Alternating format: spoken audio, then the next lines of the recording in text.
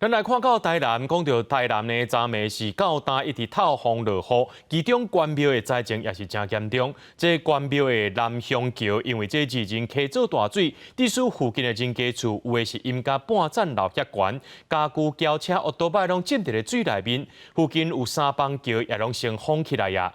另外讲到这三亚溪的水位呢，也超过警戒，造成人德真侪车路拢淹水。 海比风台带来风雨有影大，感情这栋透天厝水淹到半层楼悬，连人要出来，就要豆豆游才有法度。这是台南关庙古洞里南乡桥参高雄阿莲交界所在，因为二林溪中大水，致使伫边仔地势较低，关庙河段嘛淹甲足严重。 上家住户淹甲1公尺高，家具拢总浸水啊！较侪人平安无代志，部分住户嘛出现停电。清晨4点水开始进到屋内，然后大概早上10点的时候，整个高度从1米，然后现在直接看过去就是1.8米。无法度避避得掉了哦。 没有办法，因为有些微的漏电，不敢进去。依照不安那样，可能是大潮起来的时候哈，整个水都溢起来了，就风太急了哈，所以水沟都排不出去，主要是这个原因。为了考虑安全，南乡桥、北新桥、新埔桥这些所在拢暂时先封起来。当地里面讲，这摆是莫拉克风台了后淹上悬的一届。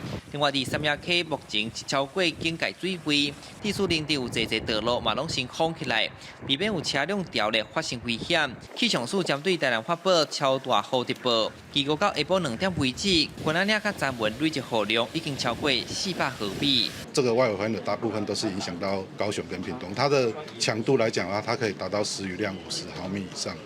那随着这个台风一直前进，也许这个外围环流它就会再往北一点，就是说台南如果 受到这个外围环流影响的话，有可能会发生时雨量50毫米以上。台南境内的北江溪、闸门溪、咸水溪等主要河川拢中到警戒区，到中条为止，封路拢总30条，嘛超过40座桥梁封起来。中南部的雨势陆续会较明显，所以乡亲嘛是爱注意安全。记者李从台南采访报道。